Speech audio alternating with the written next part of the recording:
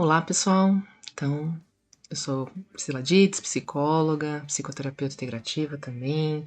E eu vou falar um pouquinho aqui. Eu trago geralmente alguns filmes, séries, para a gente fazer uma análise psicológica, fazer um aprofundamento daquilo que me atravessa, daquilo, né? E essa série em especial me atravessou bastante, justamente porque eu sou mãe, né, de uma adolescente de 13 anos, exatamente a idade do protagonista aí da série. É, E acho que é uma série que tá gerando muita repercussão e também eu, como psicóloga que atendo adolescentes, atendo pais de adolescentes e pais, né, em todas as idades, assim, quanto gera de impacto e reflexão o que está acontecendo, né, nessa geração, o impacto para gerações futuras. Então, é mais para a gente também trazer esse olhar mais reflexivo, né, numa perspectiva também da psicologia analítica, né, o que a gente pode refletir sobre isso, aprofundar um olhar e não, né, não é uma crítica, né, uma crítica de...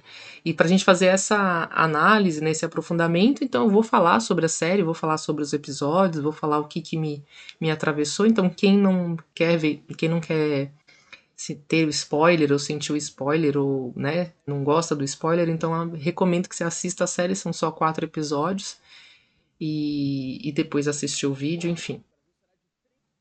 Então, é uma série que vai falar sobre temas muito sensíveis no sentido dos complexos parentais, familiares e a formação da personalidade. Então a gente vai refletir aqui um pouquinho sobre discriminação, né? É uma série que traz essa coisa do preconceito, do bullying, do cyberbullying, né? Que é o bullying através das redes.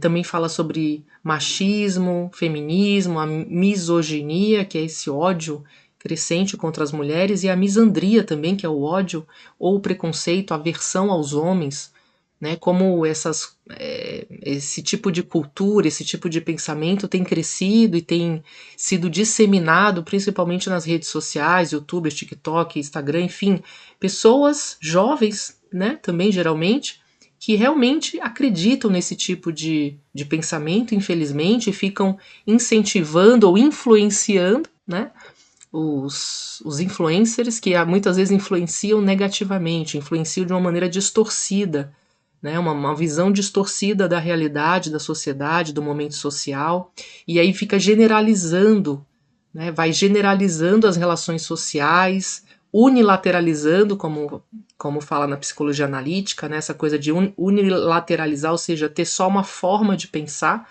Então, todos os tipos de pensamentos extremistas, de preconceito, de racismo, todos os ismos, né, é uma forma de unilateralização do pensamento.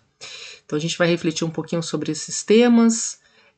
O primeiro episódio, falando um pouquinho do primeiro episódio, já começa, né? Primeiro que é uma série, né, gente, muito bem filmada de uma maneira que você fica dentro, o tempo inteiro dentro da cena, ou seja, não tem cortes, né? Não tem uma edição, você não percebe, é como se você estivesse num teatro. Né, o teatro é isso, né? O teatro é vivo, o teatro não tem corte, não tem. Você tá o tempo inteiro ali vivenciando a cena junto com os personagens. E isso faz com que a série, né, de uma maneira muito. Pensando do ponto de vista técnico de filmagem, é muito difícil, né? E muito desafiador você ter esse tipo de filmagem que a câmera ela entra e ela não sai mais, ou seja, você vai vivendo tudo que está acontecendo junto com as cenas, junto com os personagens, então torna tudo muito. Você como um participante da cena realmente, assistindo as cenas de forma como se estivesse acontecendo naquele momento, como se você estivesse ali dentro da sala. E o primeiro episódio já começa os dois investigadores, né, que é um policial e uma policial mulher, um homem e uma mulher. Já começa o policial recebendo esse telefonema do próprio filho, né? Então o policial ele recebe um telefonema do filho que ele não quer ir para a escola. E aí o policial até, né, fica chateado de novo, ele não quer ir para a escola, como se fosse algo que ele só não quer ir para a escola porque ele tá com preguiça, né? E mais pra frente a gente vai ver que, na verdade, o filho desse policial sofre muito bullying na escola, é um dos que mais sofrem bullying, então ele tá realmente passando já vem passando, né, por momentos de crise na escola, e o pai, como a maioria, acha que é só uma preguiça, né, de ir pra escola, não quer ir pra escola, então ele até brinca com a parceira dele e mostra o áudio, né, do filho falando, pai, não quero ir pra escola hoje, enfim. E ele tá já tá nesse momento de ter o mandato de prisão para ir lá e aprender esse jovem que é o acusado de ter cometido essa atrocidade, essa tragédia, esse assassinato, né? Que é esse protagonista aqui da série. Que é o Jamie, e aqui é o pai do Jamie, que também é uma série, a gente fala muito sobre paternidade, sobre complexos parentais, então a gente vai aprofundar um pouquinho nisso. Então já começa essa questão da relação de pai e filho, né? O policial que é um pai, que tem um filho que está passando por essa questão da adolescência e de todos os desafios do momento adolescente do filho, tem que realizar a prisão também de um adolescente. Então, só que para realizar essa prisão, a polícia tem todos os seus protocolos, então eles seguem o protocolo por ter sido um crime violento, então eles adentram a casa da família, uma família comum, uma família de classe média, né, do norte da Inglaterra, então eles adentram seguindo o protocolo policial, que é para o protocolo de prisão para um crime violento. Só que é um protocolo que eles seguem para uma adolescente de 13 anos, né, que é uma fase que está ainda entre infância e adolescência, uma pré-adolescência, já entrando na adolescência, mas ainda numa fase aí limiar, né, um limiar da adolescência.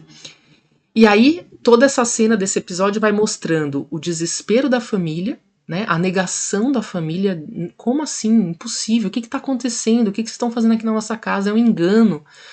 Né? E aí ali o pai, que é essa figura do pai aqui, ele já começa a agir de uma forma com o próprio temperamento dele, que a gente vai vendo ao longo da série, que é um temperamento mais explosivo, e ele já começa a agir de forma explosiva com os policiais, e os policiais falam, calma, o senhor se acalme, porque senão o senhor também será preso. E ele, como assim, o que está acontecendo? E toda aquela angústia ali daquele momento, o desespero, o choro da mãe e da irmã mais velha também, que faz parte ali da cena. E o garoto é pego na cama, ainda acordando às 6 da manhã, e ele também faz xixi, né? Ele, de tanto medo, ele não consegue segurar e ele acaba urinando na roupa. E ele continua insistindo, não fiz nada, e todos os procedimentos começam, ele é imediatamente posto na viatura, é levado para a delegacia, e aí na delegacia ele começa a passar por todos os procedimentos, né, de pegar impressão digital, fotos e tudo mais, e aí o pessoal da delegacia pergunta, quem que você quer como representante legal? E ele escolhe o pai. Né? Isso já mostra uma relação de segurança, dele ter esse pai como referência, esse pai como porto seguro, como referência. E nessa primeira cena já mostra que o pai é uma personalidade mais explosiva, mais troncudo, né? Mais do enfrentamento. E de pouco diálogo também. Né? Então, pouco diálogo e muito confronto ali nessas primeiras cenas. E aí a gente percebe, né? Esse descontrole, né, a ação através do descontrole, e o episódio mostra como a rotina dessa família comum, né, de classe média, pode ser completamente destruída, né, destruída por um ato do descontrole, que aí foi o ato do descontrole do filho, né, que a gente vai ver ao longo da série como ele chegou nesse nível de descontrole, sendo o quê? Um ponto importante, né, gente, na minha análise psicológica desse personagem, desses 4 episódios, não é uma criança que apresenta nenhum tipo de... um adolescente, né, que apresenta nenhum tipo de transtorno, aparentemente não apresenta nenhum tipo de transtorno psiquiátrico, né, nenhum tipo de psicopatologia. Ele tem sim, a gente vai perceber ao longo da série que ele tem picos de raiva, assim como o pai, ele tem descontroles emocionais, que também é comum para essa fase, né, da idade, que estamos formando a nossa personalidade, aprendendo a lidar com as frustrações, com os medos, com as inseguranças, com a constituição da nossa autoestima e todos os processos de desenvolvimento da personalidade, mas não apresenta nenhum tipo de transtorno psiquiátrico, psicológico ou algum transtorno de personalidade, né? Não tem nenhum tipo de psicopatologia aparente ali. E aí o pai continua, né, ao longo desse primeiro episódio, ele continua acompanhando o filho, acreditando que é um engano, que é um erro, o que está acontecendo. Não, isso foi um erro, isso não pode estar acontecendo com o nosso filho, com a nossa família. E aí, no final do episódio, o pai e o filho é chamado para o interrogatório mesmo com os investigadores. O pai, quando vai vendo, né, todas as provas contundentes que já tem ali levantada pelos investigadores, principalmente o vídeo, né, o vídeo que mostra a cena do assassinato, que é um assassinato que acontece por esfaquear, né, ele acaba esfaqueando a menina no meio do estacionamento, e aí o pai entra em prantos, o pai entra em desespero, o pai não consegue nem olhar para o filho, né, o filho tenta tocar ele nessa cena final, mas ele se recolhe, ele não consegue acreditar, ele não consegue processar aquela informação, e ele só consegue dizer assim: o que você fez? O que você fez, Jamie? Né, que é o nome do filho. O que você fez? E aí acaba o episódio, assim, muito... Ele fala o que você fez, mas no final ele acaba abraçando, né? Eu coloquei aqui, ele acaba abraçando o filho, assim, é um misto de desespero, de não acreditar, enfim, são muitos sentimentos, os atores são muito bons, né? E quem escreveu a série foi justamente esse pai aqui, quem escreveu o roteiro, foi esse que faz o papel do pai. E aí vai pro segundo episódio. O segundo episódio já começa eles na escola, os investigadores, que são esses dois aqui, né?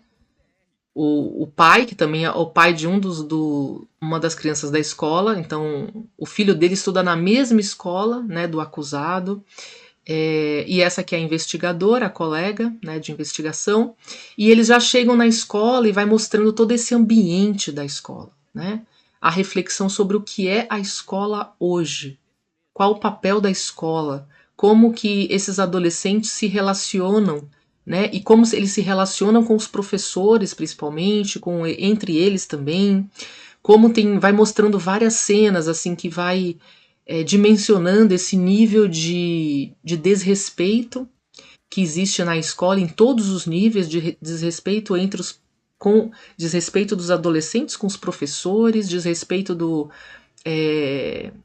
com as figuras de autoridade, desrespeito entre os próprios alunos, né? Esse desrespeito na forma de tratar, na forma de lidar, o linguajar cada vez mais assim esdrúxulo e agressivo. Então vai mostrando todos esses níveis de disfunção da escola, né? De descontrole, digamos. O próprio descontrole, é a palavra descontrole vindo de novo, né? E aqui, gente, a gente vai vendo também como a sombra, inclusive tem um estudo que eu estou fazendo sobre, fiz um estudo sobre a sombra, estamos estudando sobre a sombra, né? Um livro sobre a sombra em nós, e aqui demonstra justamente como a sombra coletiva, né? Ela vai influenciando o psicológico das pessoas, né? Ela vai influenciando o psicológico de cada um, como essa sombra coletiva, né, vai influenciando mais umas pessoas do que outras, mas é um complexo cultural do momento, né, de a questão da violência, a questão de como nós lidamos um com os outros, da condição humana, é um complexo cultural do momento. A questão de como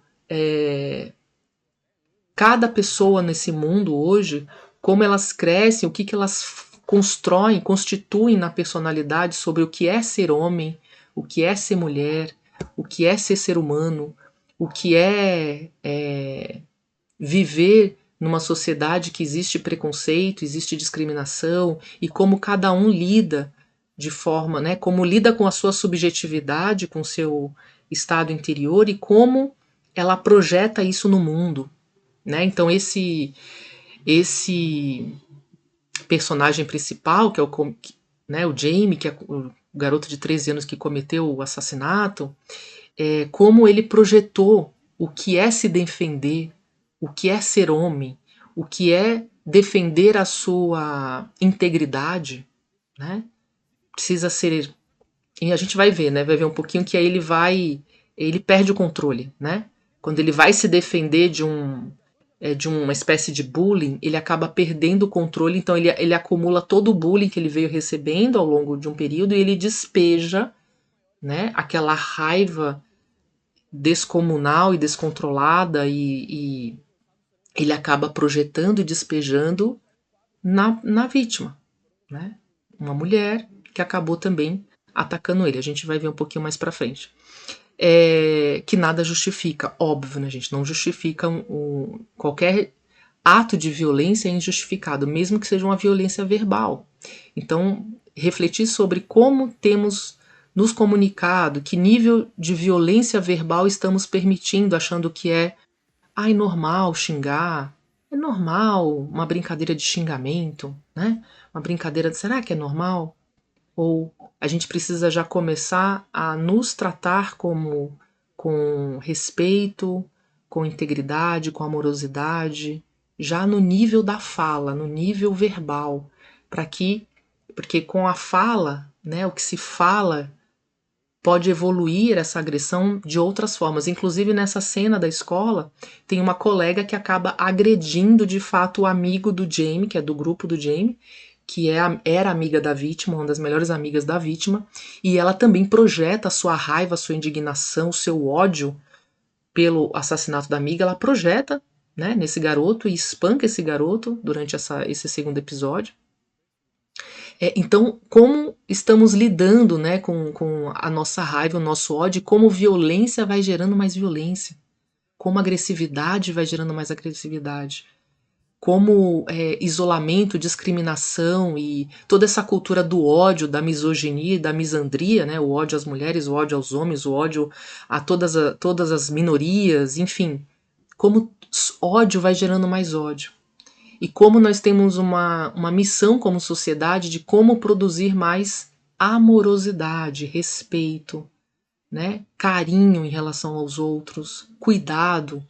Então, os desafios são outros, né, gente? Assim, muito enormes, assim, gigantescos. Então, vai mostrando essa dinâmica da escola, o bullying. Os investigadores visitam a escola, onde ocorrem vários níveis de bullying, assim, constantemente. O filho do policial, como eu já falei, também sofre bullying nessa escola há muitos anos.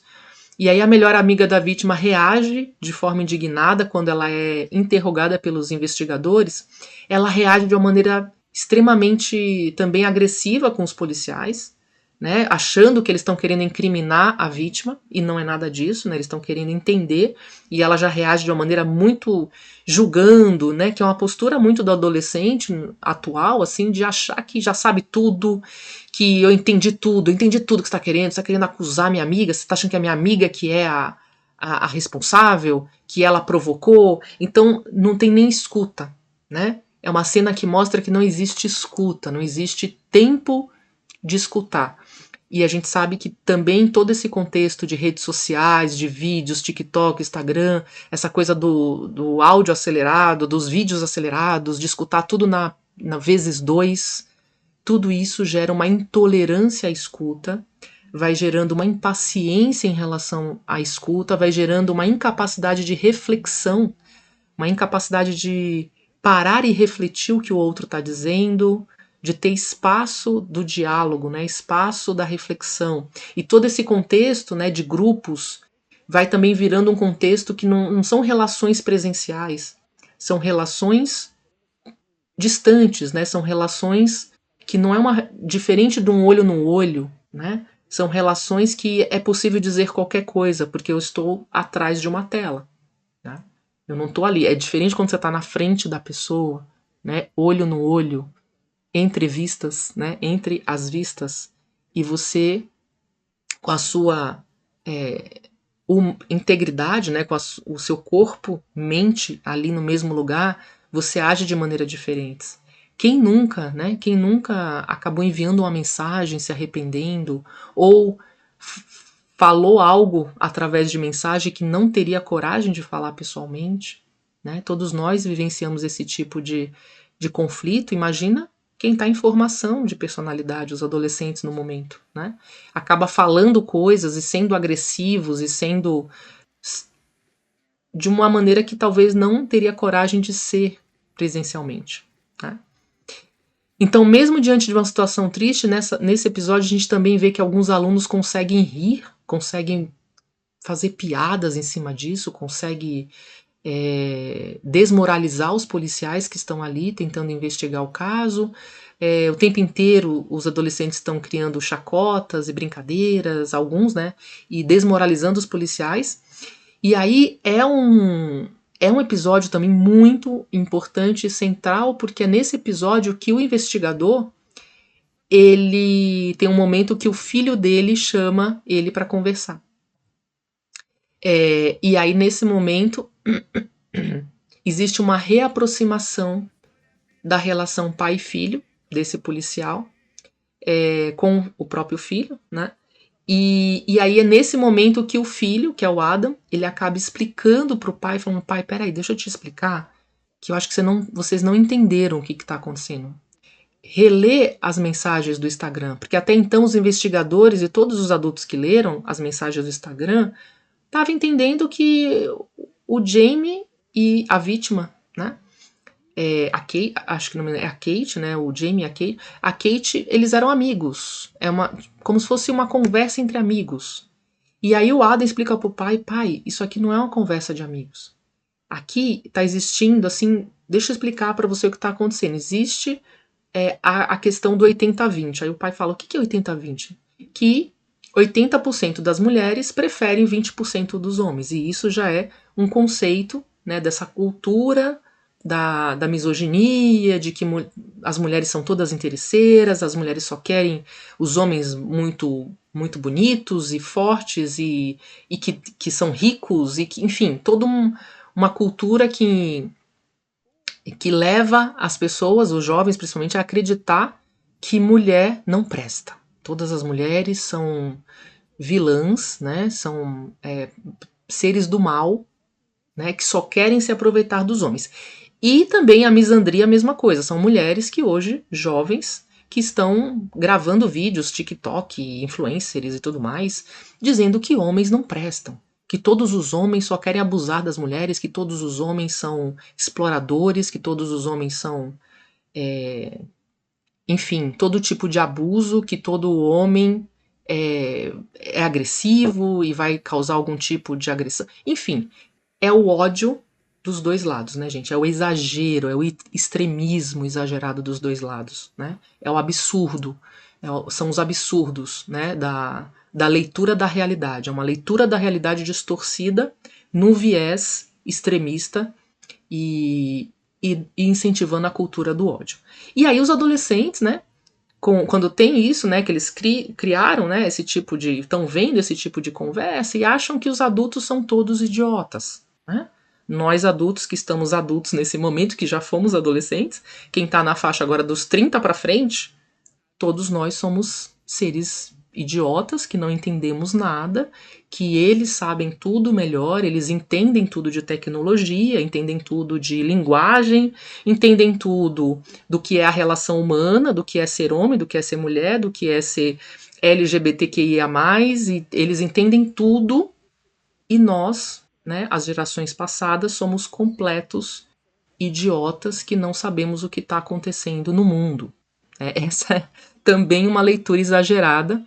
Não, mãe, você não entende. Nossa, mãe, que mico. Nossa, pai, você. Nossa, que horror. Então, é uma crítica exagerada, é uma desmoralização constante em relação aos adultos, né? Os adultos perderam a autoridade, por exemplo.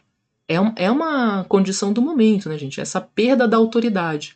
E o que é a reflexão para nós adultos do momento, né? O que nós fizemos também, qual é a nossa contribuição para que esses adolescentes não nos respeitem?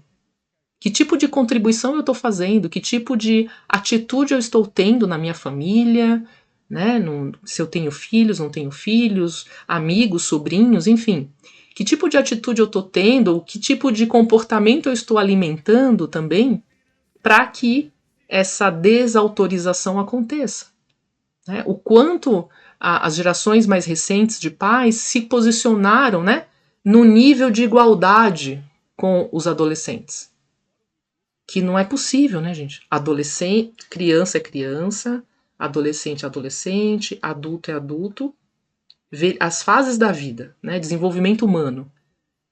Primeira infância, até 7 anos, segunda infância, entre 10 e 12 anos, adolescência dos 13, que hoje, né, por algumas teorias, vai até os 24, adolescência, depois a fase adulta, né, entre 18 e vai a fase adulta. Então, o adulto jovem, tem a fase do adulto jovem, o adulto mais maduro, aí tem a fase do envelhecimento. Então, assim, existe uma diferença.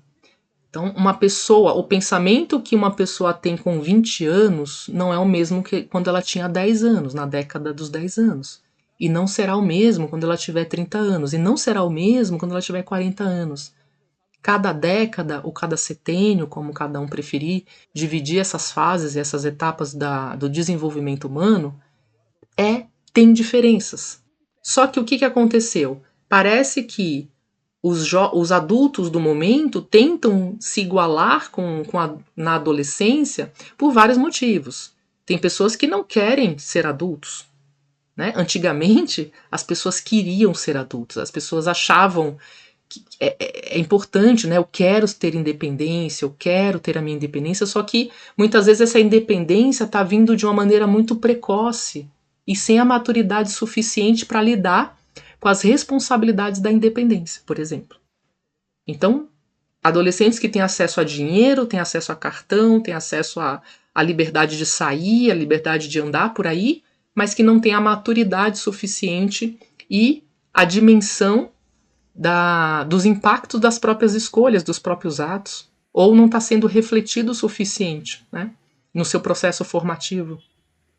Porque cada vez nas escolas existe uma desmoralização do conteúdo da escola, uma desvalorização, né, dos professores, ou desmoralização. Então nada é interessante. O que é interessante é o que eu aprendo nas redes sociais, com pessoas que têm no máximo 20 anos, né?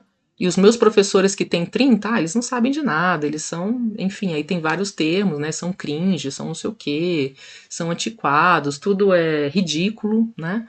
Tudo é ridículo, os adultos são patéticos e ridículos e não entendem nada. E nós que somos, né, a geração de ouro, a geração, né, que alguns brincam, a geração alecrim dourado, né? Nós somos o suprassumo. E aí hoje a gente escuta adolescentes dizendo: eu não quero crescer, né? Para que ser adulto? Eu já tenho tudo. Então não quero ser adulto. Olha. E aí o Adam, lá na série, o Adam chega pro pai e fala: não, tá bom, pai, você não quer ouvir o que eu tô tentando te explicar? Vai lá pra sua academia e seu trabalho, porque é a única coisa que você tem tempo. Olha a reflexão, gente. Então, pais dessa geração que estão muito focados em si, né? Por conta de uma pressão social de manter a saúde, né? Manter o corpo e cuidar da saúde. Então estamos buscando sempre a saúde perfeita, a alimentação perfeita, a nutrição perfeita, né? O trabalho perfeito, a performance perfeita, e esquecemos das nossas relações familiares. E a série mostra isso nessa frase. Não, pai, você não quer saber o que eu tenho para dizer? Então tudo bem, o Adam fala pro pai. Então vai lá para sua academia e seu trabalho, porque você só tem tempo para isso de verdade, né? Você não tem tempo para me ouvir, você não tem tempo para escutar o que eu tenho a dizer, você não tem tempo. Nós somos a geração do sem tempo. O que mais a gente escuta hoje é tô sem tempo. São duas coisas que a gente mais escuta. Eu não tenho tempo e estou cansado. Reflexão, gente. Não tenho tempo, não tem tempo para nada e tá cansado por quê? Né? O que está sugando a nossa energia? O que a gente está permitindo que sugue a nossa energia para não ter tempo de nos relacionar com o outro? E aí tem uma cena interessante que aí você vai vendo vários professores ali ao longo da cena, ao longo do episódio, vários professores sendo criticados, ridicularizados, e os alunos fazem piadinha, né? Tem uma cena que tem um professor que é indiano e ele sofre um tipo de preconceito, né? Um tipo como dos alunos, ele sofre um tipo de, né, um preconceito por ser estrangeiro, né? Esse preconceito do imigrante, né? Que é um tema imenso aqui que a gente também poderia falar horas sobre o preconceito com os imigrantes. Tanto, né, a gente escuta relatos de brasileiros que vão para fora e sentem esse preconceito que nunca tinham sentido no Brasil, por exemplo, e começam a sentir nessa posição de imigrante, como nós brasileiros que também somos preconceituosos com imigrantes, por exemplo, os bolivianos e tudo mais, quem vem do Paraguai, da Bolívia e tudo mais, e não, e tá vindo, os venezuelanos que estão ali, aqui em São Paulo, né, isso é uma fala muito comum, que estão ali no Bom Retiro e tal, então, enfim, todo o tipo de preconceito com esses processos migratórios que estão muito intensos e muito volumosos, né, principalmente países da Europa, Estados Unidos, enfim, muito volumosos nos últimos 20 anos, 15 anos para cá, né? E aí a gente percebe essa tensão. E aí passa apenas um professor na cena. O policial vai em uma sala falar e deixar o contato dele, e tem um professor que é extremamente rígido, que é extremamente fique quieto. Já falei para vocês ficarem quietos. E aí esse professor é o professor que os alunos respeitam. Uma figura masculina. Fique quieto. Já falei cala a boca. E aí os alunos respeitam. Ele mostra que existe um respeito para esse professor e é a única sala que o policial vai conseguir falar, só que quando ele começa a falar, toca o alarme de incêndio, né? E aí todo mundo tem que sair rápido, porque tocou o alarme de incêndio e aí todo mundo tem que ir lá para a quadra. E aí quando chega na quadra acontece aquele episódio de agressão da amiga da vítima, que agride o amigo do acusado. E aí ela perde, né? Ela faz essa agressão, tem esse descontrole, e aí quem é agredido, né? O rapaz que é agredido por ela também sofre um bullying na hora. Você, nossa, apanhou de mulher. Você é um fracote mesmo. Você é um nada. Você é um lixo. Enfim, ele além de ser vítima, ele acaba sofrendo bullying. E aí a gente vê claramente nessa cena, nesse episódio, né, essa coisa do uso abusivo dos celulares nas salas de aula, por isso que tivemos agora recentemente aqui no Brasil a lei de proibir os celulares nas escolas, né, nas salas de aulas, e o desrespeito ao professor, né, gente? A gente teve casos absurdos no Brasil de alunos gravando os professores, fazendo bullying com os professores, xingando de esse professor é um burro, esse professor. E isso tem registros, né? Registros mesmo, registros de boletim de ocorrência, né? Com telas printadas, com stories que foram sendo feitos aí ao longo desses últimos anos, quando os celulares estavam completamente sem regras, sem limites, e aí alunos, né, criticando professores, desmoralizando os professores, desvalorizando, enfim. Felizmente, a lei está agora em vigência a partir desse ano de 2025, né? Proibindo os celulares nas salas de aula. E o ponto alto do episódio, de fato, é a conversa entre o investigador e seu filho. E aí o filho explica tudo o que está acontecendo com aquele cyberbullying, o que aconteceu na história do Jamie com a Kate, né, a vítima. E a questão do Red Pill, do incel. O que é o incel? O incel é esse grupo de pessoas, né, esse grupo que foi dado esse nome de homens que se colocam nessa posição de celibatários involuntários, né? Então, incel, do inglês, que vem celibatário involuntário. Então, que eles acham que eles não se colocaram nessa posição. Quem está colocando eles nessa posição são as mulheres que escolhem os 20% dos homens considerados mais populares. E eles vão ficar eternamente nessa posição. Olha só a pira, né, gente? Olha só a viagem, né, da megalomania, se a gente pode falar isso, dessa... Não, é um exagero da interpretação, né? Enfim. E aí eles se colocam nessa posição de que por culpa das mulheres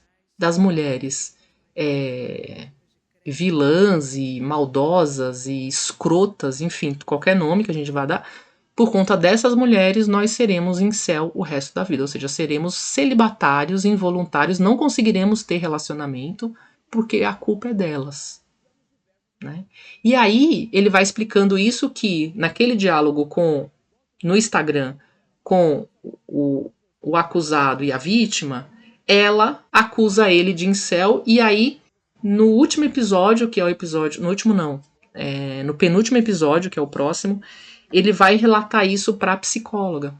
Ele vai relatar que ele convidou ela para sair e ela simplesmente falou: Deus me livre, nem que eu tivesse desesperada eu sairia com você. Só que isso, gente, não é um motivo, né? É um motivo banal. E aí tem essa coisa da cultura do red pill, né? Os homens que despertaram, né, para entender as mulheres, para entender que as mulheres são todas aproveitadoras e não sei o que, vamos agora exercer a nossa masculinidade, porque nós estamos sendo oprimidos, porque o feminismo está oprimindo os homens estão fracos, vamos ser fortes. Toda essa paranoia delirante, né? Essa sombra coletiva que vai dominando, vai criando um movimento e vai entorpecendo as pessoas, né, gente? É a coisa do torpor, né?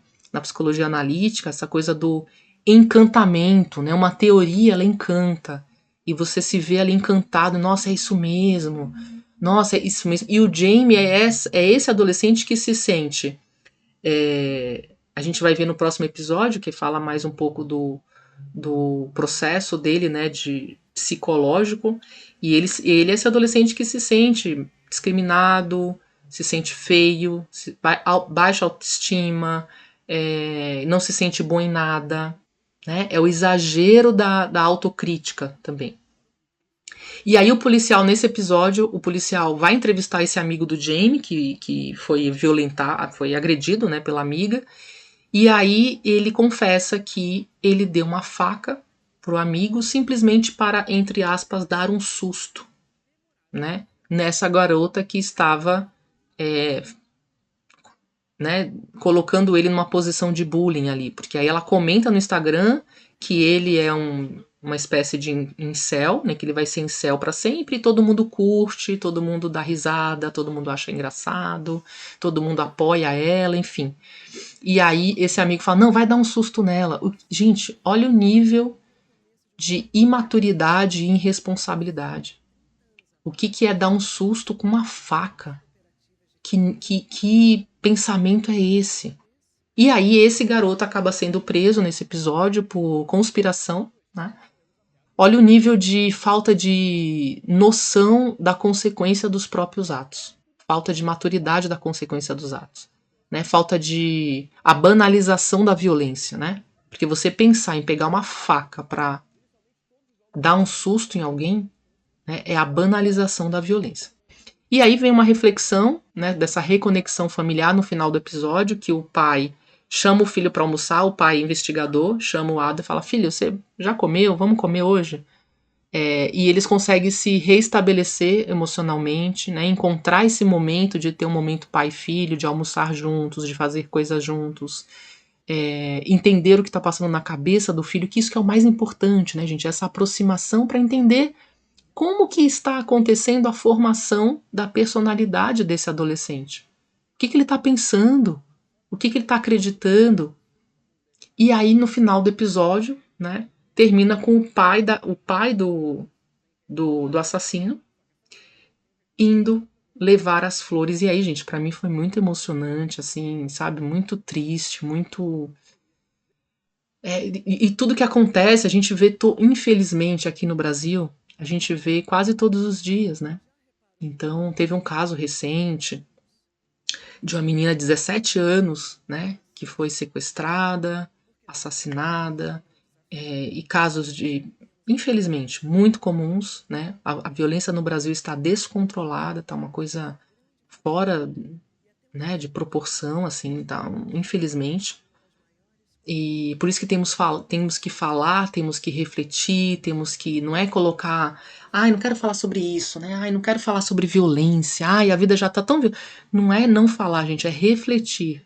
é que o assunto, ele tem que acontecer, porque senão, de repente, como mostra aqui na série, de repente a violência acontece na nossa porta e a gente nem refletiu sobre isso, nem discutiu sobre todas essas violências que estão acontecendo no mundo. Então não dá para ficar alienado o tempo inteiro. Em algum momento tem que ter esse tipo de conversa. Não pode delegar só para a escola, né? Não pode delegar só para o psicólogo, que é o próximo episódio. Então eu escuto pais dizendo, não, mas eu já estou pagando terapia, eu sou psicóloga. Não, já estou pagando a terapia. Então, ou seja, é como se fosse assim, eu não preciso mais fazer nada, porque eu já estou pagando a terapia, eu já estou pagando a escola. Então é muito a geração do estou pagando, né? Eu estou pagando, então eu não tenho. Minha responsabilidade eu já estou fazendo, é pagar para que ele tenha o apoio, ela. Não é isso, gente. A série não fala sobre isso. A série fala sobre essa falta de relacionamento familiar, né? O que faltou de aproximação familiar, o que faltou de participação no desenvolvimento afetivo, biopsico e social desse adolescente, o que tem faltado dos adolescentes em geral, o que está faltando, né?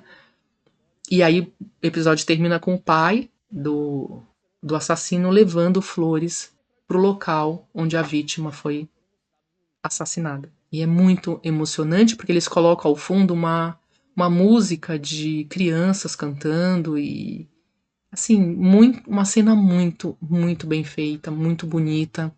Assim, parabéns a equipe, né? Toda a equipe de filmagem, porque assim é uma série que toca. E uma série que não é que mostra a violência, né, gente? Então, assim, eles não precisaram apelar para mostrar o sangue, a violência, né? Não é uma série que mostra, né? Não teve abuso sexual, agressão, não.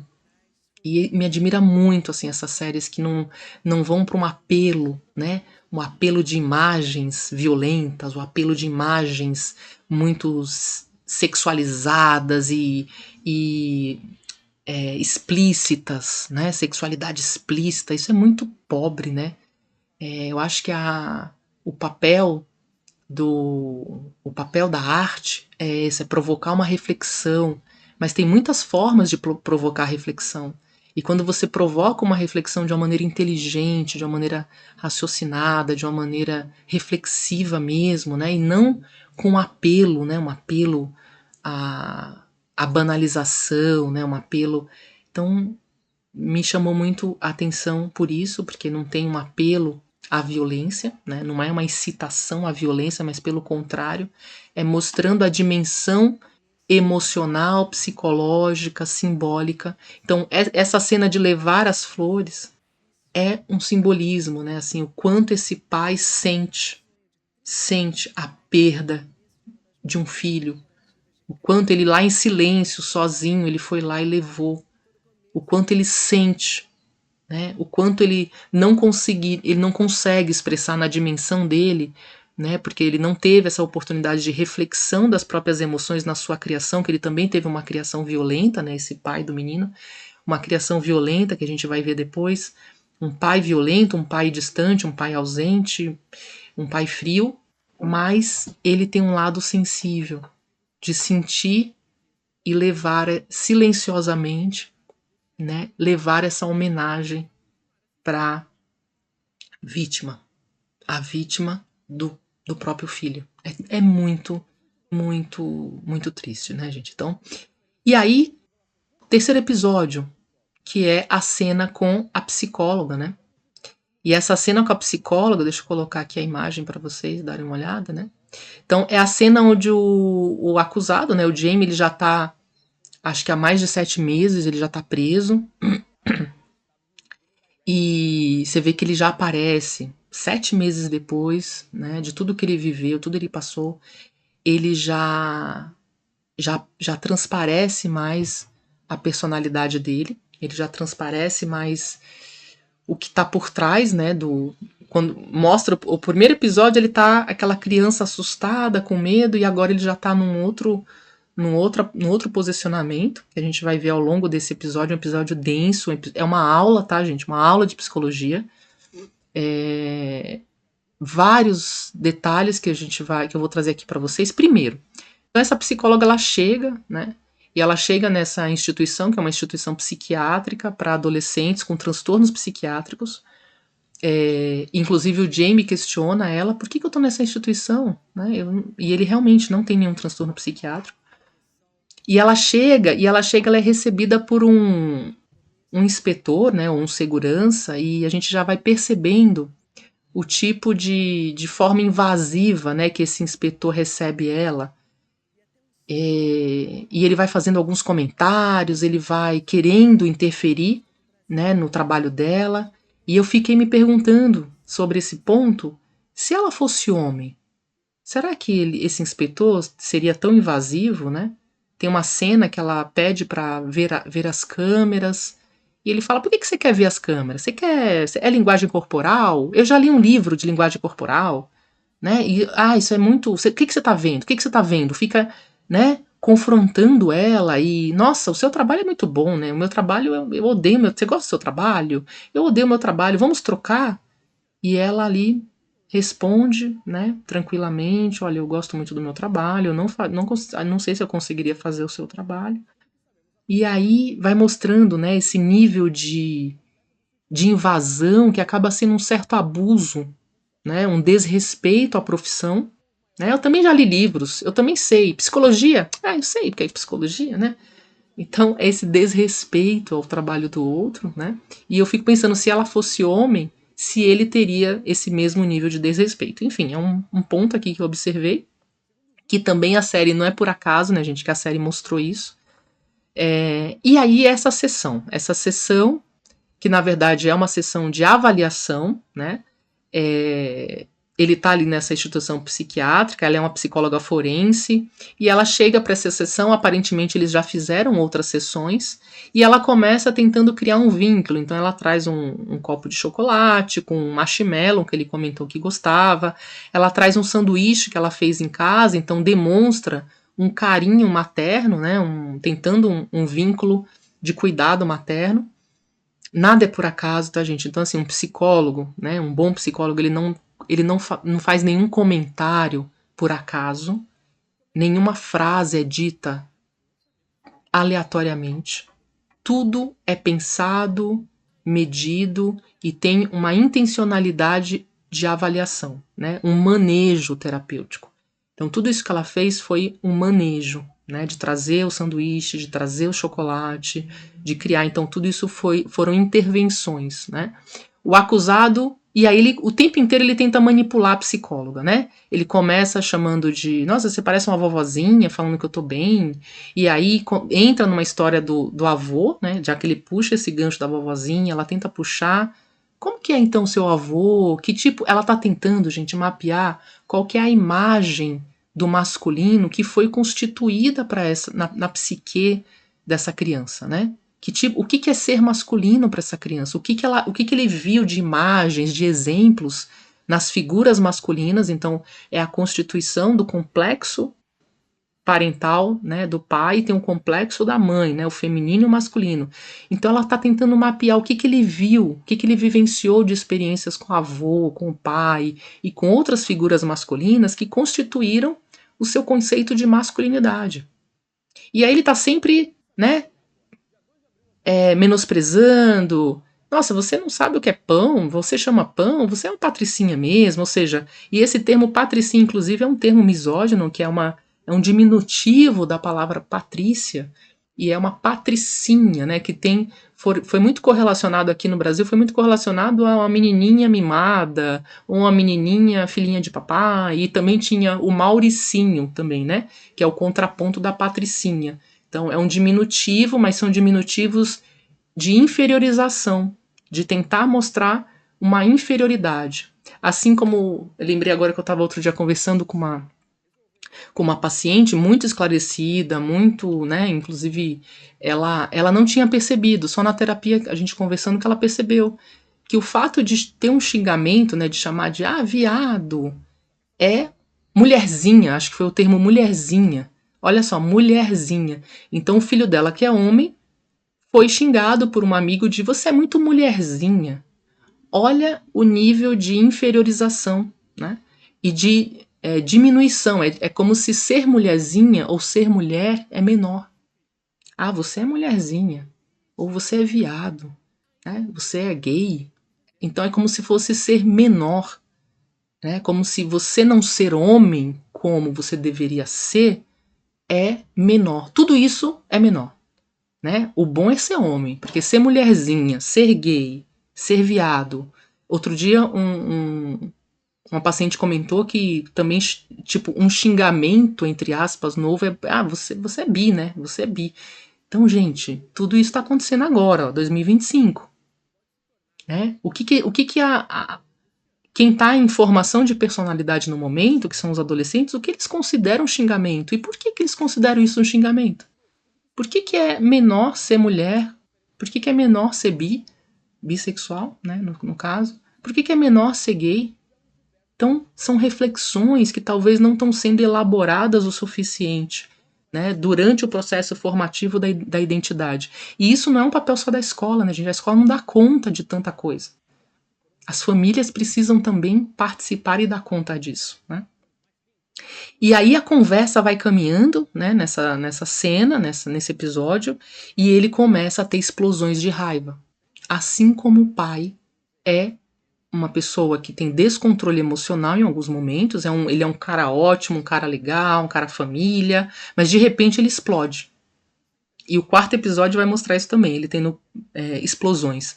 E o menino também. O menino ele conversando quando a psicóloga toca num ponto que é um ponto do complexo, né? Geralmente é um ponto que está ligado à masculinidade, ele explode. A gente vê, quem tem a visão analítica percebe isso claramente. Primeiro que ele tenta defender o pai o tempo inteiro. Não, você está tentando acusar meu pai? Então, não sei o quê. É o meu pai, é o meu pai. Não, e ela não está tentando nada. Ela está tentando perceber como foi a constituição do conceito de masculinidade na cabecinha dele, né? Na personalidade dele. E aí ele tá o tempo inteiro defensivo, defendendo o pai, e aí quando ela toca em pontos específicos, ele acaba explodindo. E ele acaba explodindo num sentido de não me inferiorize, é o complexo de inferioridade dele. Quando ele se sente inferiorizado por ela, do tipo quando ela fala alguma coisa que toca no complexo, aqui na teoria junguiana, né, quando nos afeta, quando algo nos afeta, o complexo ele constela. E aí o complexo dele constela e ele começa a ter aquelas reações de jogar o chocolate, bater no chocolate, derrubar a cadeira, e ele demonstra essas explosões de raiva semelhante a esse comportamento do pai.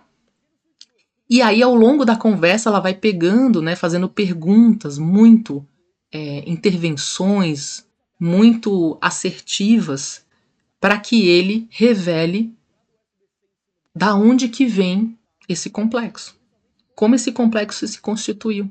E aí ele fala que o pai, né, uma vez quebrou, destruiu um galpão, e aí ele fala que ele achou engraçado, né?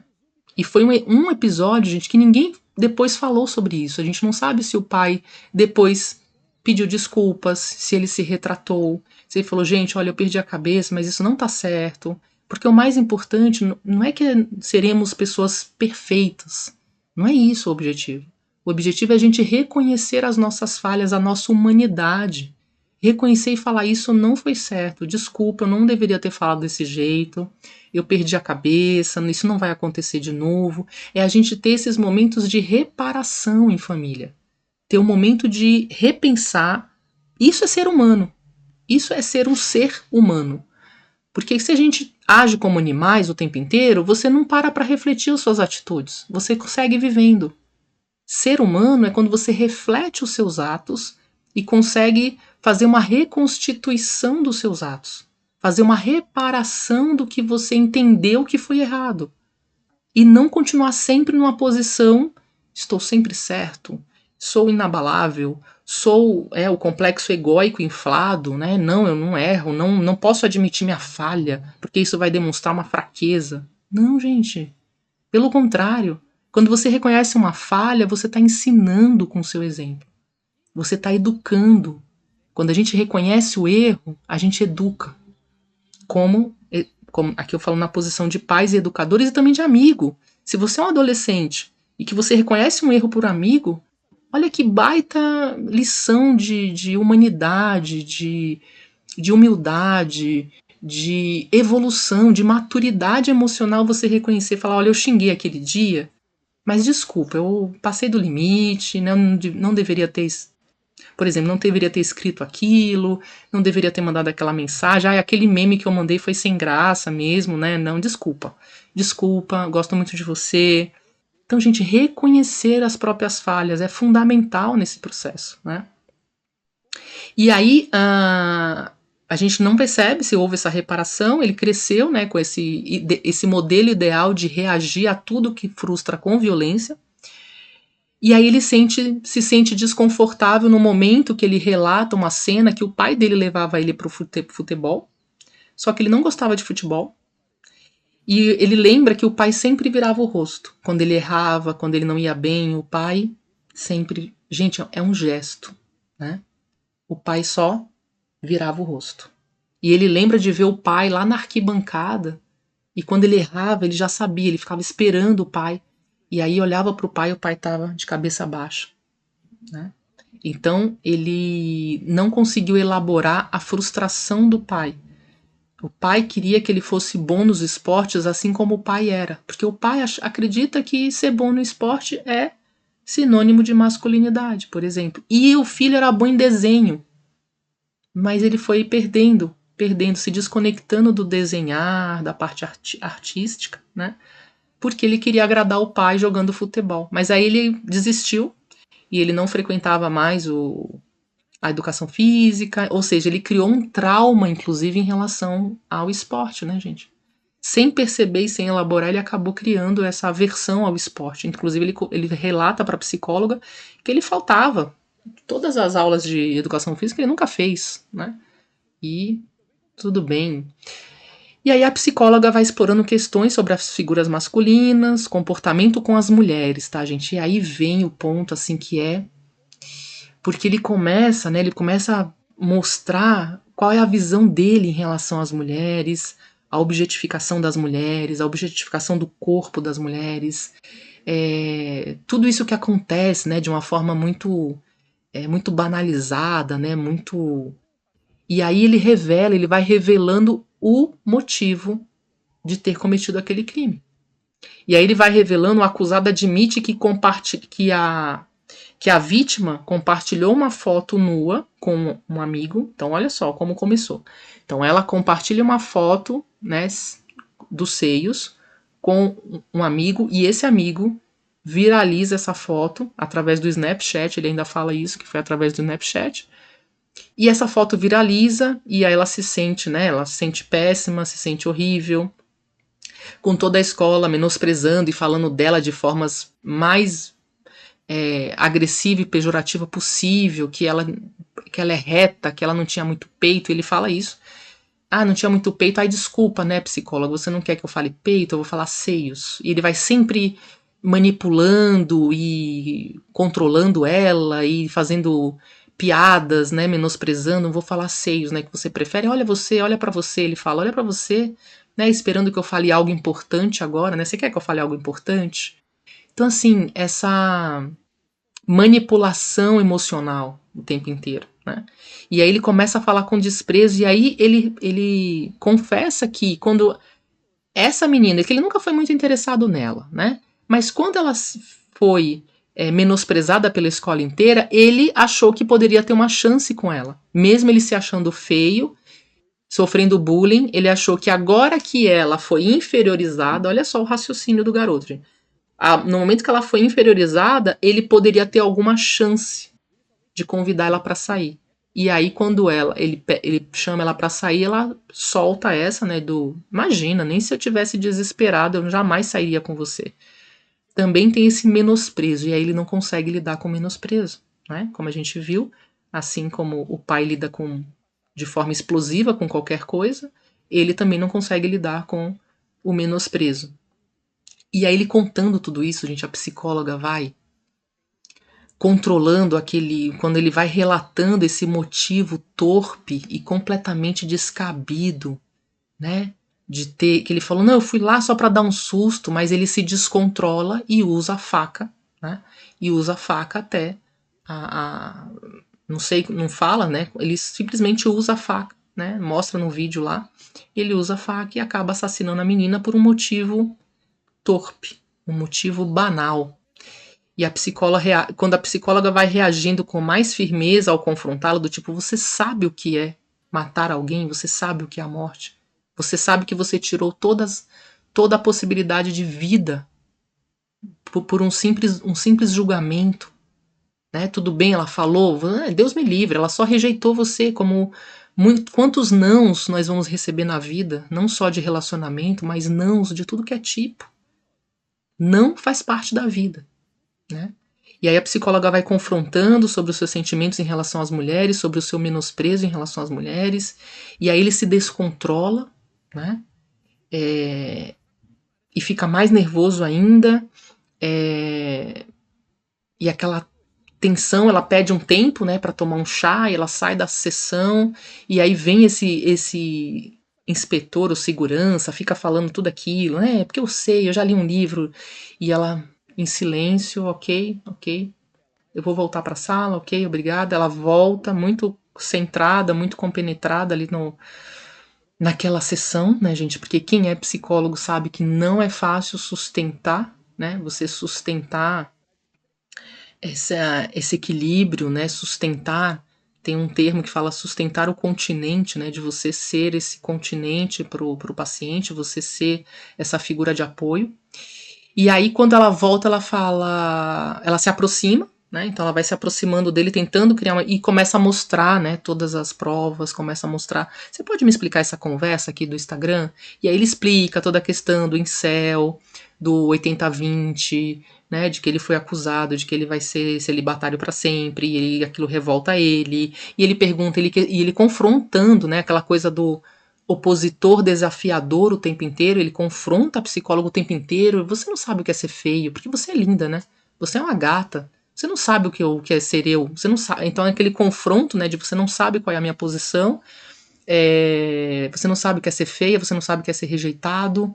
E ele vai. E ela vai. Em algum momento ela relata que, olha, Jamie, essa aqui é a nossa última sessão. Gente, quando ela fala isso, ou seja, um vínculo que ele estava criando, né? Criando, ali ele desaba. Ele diz, como assim, a última sessão? Isso aqui é uma palhaçada. Isso aqui foi todo um. Você tava. Isso aqui foi uma armação. Você vai falar tudo pro juiz agora. Então, assim, olha a frustração, porque ela realmente ali, ela não estava numa posição de psicoterapeuta dele. Ela estava numa posição de psicóloga forense. E ele criou o vínculo com ela. E ela cortou o vínculo ali naquele momento. E ali foi mais uma quebra, mais uma rejeição, mais um abandono, mais um. E ele se desespera, sai xingando, batendo nas janelas. Fala pro meu pai que eu tô bem. E, enfim, gente, é uma cena muito, muito bem feita, assim, muito. Tudo bem que tem toda a parte cinematográfica, né, de ter tudo ensaiado, os diálogos são. Né? É um filme, né, gente? Mas o emocional é muito, muito bem feito, assim. Então, quando ele sai, ela consegue respirar e vem toda aquela emoção, ela chora, ela sente enjoo, ela sente náusea, ela sente. Nossa, vem todo o impacto, né? Toda a psicossomatização de toda aquela carga emocional que ela recebeu dele. Ela sente enjoo, ela vê o sanduíche, ela tem vontade de vomitar, ela não sabe o que fazer, ela treme. Ela é um ser humano, né, gente? Todos nós somos seres humanos, né? E esse menino, ele tá num grau, né, de disfunção emocional, de descontrole emocional tão grande, tão, né, ele entrou ali, né, um ato que levou ele, né, descambou ali pro descontrole total emocional, enfim. E aí encerra essa cena, e aí vai pro último episódio da família. Então a família que é o pai e a mãe, né? O último episódio é o pai fazendo aniversário depois de um ano, então o filho já está preso há um ano esperando o julgamento, está próximo do julgamento final. E aí é o dia do aniversário do pai, começa mostrando, né, toda aquela alegria. Então é 13 meses após o assassinato, então vai mostrando a rotina, vamos tomar café, a esposa faz o café e recebe ele está muito feliz, ele está tentando seguir a vida, e aí começa a vir o choque da realidade, né? Então ele recebe um cartão de aniversário do filho com um desenho do rosto dele, mostrando as habilidades de desenho que ele tinha, que ele está retomando as habilidades de desenho, as habilidades artísticas. Ele ali já fecha o semblante, né, o pai, de tristeza da situação, e quando ele sai, vai tomar café, e quando ele sai, a esposa está preparando o café, ele fala, eu já volto. Quer dizer, já volto não, a filha avisa, pai, picharam o nosso carro. E aí quando ele vê a pichação, acho que picharam a palavra pervertido ou tarado, alguma coisa assim, e aí ele se transtorna, gente. Aí ele, de novo, né? Um ponto que mexe no complexo, ele constela completamente todo o complexo. Ele fica completamente transtornado, ele começa a brigar com a esposa, ele pega um balde de água, bota sabão, vai lá tentar limpar o carro, briga com a vizinha, briga com todo mundo, ele fica transtornado, passa os meninos de bicicleta e ele, foi você, volta aqui, volta aqui. E ele entra naquele complexo da agressividade de novo, ele reage de forma agressiva. A gente percebe uma crise de identidade nesse pai nesse momento, uma perda do controle. E aí o pai, vamos sair, vamos resolver esse problema. E aí ele tenta voltar, né? Então quando eles estão no carro, ele tenta voltar e fala, não, peraí, vamos almoçar, vamos ouvir uma música, vamos no cinema, vamos comprar tinta, vai dar tudo certo, vamos voltar para o nosso eixo, porque a terapeuta, e aí eles estão já provavelmente nessa terapia há 1 ano, não, porque a terapeuta falou o quê? Um dia de cada vez, né? E eles ficam usando, né, esse suporte aí da terapia, tentando manter o equilíbrio, né, mas muito difícil, né, gente, a perda do controle é visível, a violência, né, como ele reage com violência a tudo. Ele não tá conseguindo emprego, o emprego tá difícil, a tensão emocional constante, e aí eles chegam nessa loja, né, eles saem dirigindo, chegam na loja, a mulher tentando manter o clima, vamos escutar uma música aqui do Ahá, e tal, lembra o Ahá, lembra que aquela nossa festa da escola, que você foi conhecer meu pai, ela vai tentando manter esse clima, só que quando chega na loja de tintas, né, na loja que ele quer comprar um removedor, uma atendente jovem vem, uma atendente parece que tem em torno no máximo de 20 anos, e vem atender a ele, né, e aí ele vai falando, não, picharam meu carro, ele picharam o seu carro, não, peraí, eu sei quem você é, eu vi a sua foto no Facebook, olha. E aí entra, né, gente, a paranoia delirante. Porque aí mostra o que acontece hoje. É como se todo mundo soubesse a solução, como se todo mundo soubesse o que tem que ser feito, e aí esse menino já faz parte de um grupo, que é esse grupo, provavelmente dos incels, e fala, não, olha só, o seu filho é inocente. Olha, porque a forma como... Você sabe que a forma como... Isso aí pode ter sido um vídeo que foi fake, um vídeo fake, e você sabe que a forma que a faca entrou e não sei o que, não tem osso, e o osso não entrou na faca, e ela pode não ter sido morta, e entra toda uma paranoia, uma teoria da conspiração, né, que é isso que acontece muito hoje nessas redes sociais, principalmente o Discord, tá, gente? O Discord é uma rede social que muitas vezes ninguém ouve falar, mas acontece atrocidades nessa rede Discord, por exemplo, né? Principalmente grupos extremistas, não tá necessariamente no Instagram, ou no Facebook, ou no WhatsApp, ou no Telegram, tá mais no Discord, por exemplo, enfim. E vai mudando, né? Vai mudando, e aí ele fala, não, porque nós temos um grupo, você sabe que você pode conseguir um apoio. Muitos de nós querem ajudar a inocentar o Jen, e aí aquilo vai tomando o pai. Aquilo vai tomando. O pai não consegue responder nada, fala, só me dá a tinta, só me dá a tinta. E ele pega a tinta, sai da loja transtornado, né? Ele já não consegue escutar mais nada, ele tá no complexo, ele tá completamente fora de si. E aí ele vê os meninos da bicicleta de novo, os meninos que provavelmente picharam, e ele sai correndo atrás dos meninos, pega um dos meninos, sacode o menino e despeja toda aquela raiva no menino, e pega a bicicleta do menino, joga e xinga o menino, e não faça isso, você sabe que você não... E ele tem aquele impulso de descontrole, né, aquele descontrole total, ele volta pro carro, abre a lata de tinta, joga a tinta no carro e vamos embora. E a mãe e a filha assim, paradas, estáticas, assim, estáticas com toda aquela cena. A loja inteira sai pro estacionamento, todo mundo parado, vendo ele dar aquele show de descontrole, né, de impulsividade. Ele entra no carro, volta para casa, e aí a gente percebe que esse surto, né, de descontrole emocional, que não tem nem espaço para o diálogo na família, né?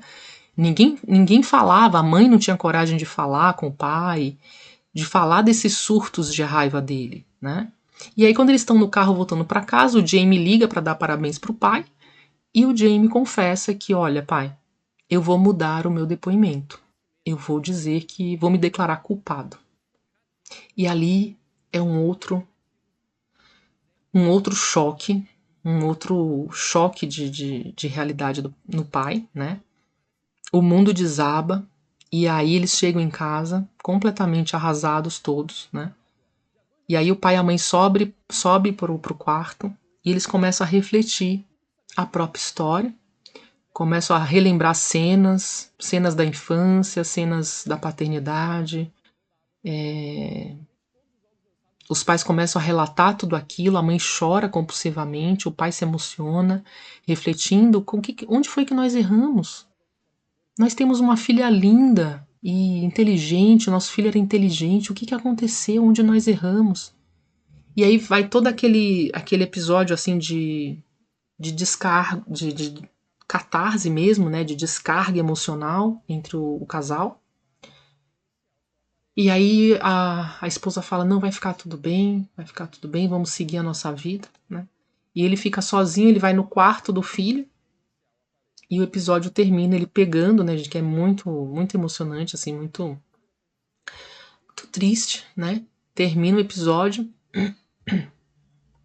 ele indo no quarto do filho, pegando o ursinho, que era do filho, e faz um diálogo ali, um diálogo que talvez seja impossível, um diálogo real que ele teve ali com o ursinho, talvez não fosse possível, ele não conseguiria ter esse diálogo com o filho.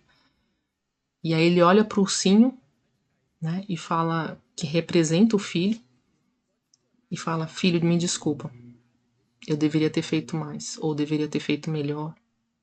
E ele chora, chora, chora, assim, de frustração, né, de desespero, de tudo, né, gente, ali tudo é a dor do pai e da mãe, assim, é impressionante, assim. E aí é importante refletir isso, sabe? Porque quando as pessoas cometem um ato desse, elas não têm noção do impacto que vai causar em todos que estão à sua volta. Famílias, amigos, pessoas. É muito triste, né? É um trauma para sempre na vida de todas as pessoas ali. Todas as pessoas, muitas pessoas, né? Se você pensar na família da vítima, nos amigos da vítima, nos amigos da escola, na família do assassino, nas pessoas que cercam, né? Todas. Né? É uma rede, assim, que todos são impactados, né? Todos são vítimas. Então, a série mostra também que os pais também acabam sendo uma vítima e acabam se culpando, né? Mas aí a terapeuta fala, né? Eles falam, não, mas a terapeuta falou pra gente não se culpar. Mas é inevitável, né, gente? Eles vão carregar essa frustração, né? Essa decepção, esse trauma, essa tragédia pro resto da vida deles, né? Então, apesar de ser uma ficção, não é baseado em fatos reais, mas o ator, que é o pai que escreveu o roteiro, ele diz que se inspirou em dois casos que aconteceram recente, né? Dois casos de adolescentes também, esfaqueadas também, então ele se inspirou em casos reais, mas não é baseado em casos reais, mas ele se inspirou.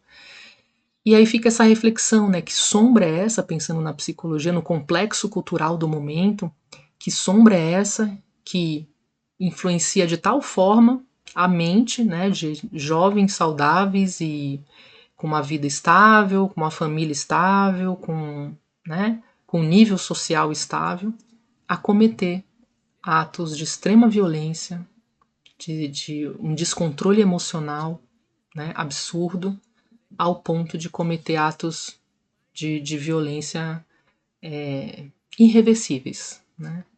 Então, essa é a minha reflexão, o que me atravessou, reflexões para todos nós que estamos num papel de cuidadores, não só pais, mas também todos que participam da vida, né, de pessoas que estão formando a sua personalidade no momento, quanto é importante a gente refletir e conversar. Então, desculpa aqui o tempo, né, não tem como fazer uma reflexão tão complexa de uma forma rápida e simples, né, tem que ser de uma forma mais aprofundada. E fica aí a reflexão para todos nós e a esperança, né, de que como sociedade, como seres humanos, vamos caminhando e evoluindo. Apesar de terem esses casos, não é a maioria, né, gente? Felizmente não é a maioria, são 8 bilhões, 9 bilhões agora de pessoas no planeta, e não é a maioria, né, que se envolve em casos de violência. Graças a Deus é a mínima minoria, né? Então, vamos ter esperança como sociedade, cada vez mais evoluirmos como sociedade, para que seja no futuro que seja zero casos de violência, né? Esse seria o ideal, zero violência, né? Esse é o objetivo, violência zero, violência nunca, jamais, que possamos um dia ter uma sociedade equilibrada emocionalmente, uma sociedade saudável, a ponto de não ter mais termos que falar sobre atos de violência. É isso. Até o próximo vídeo. Tchau, tchau.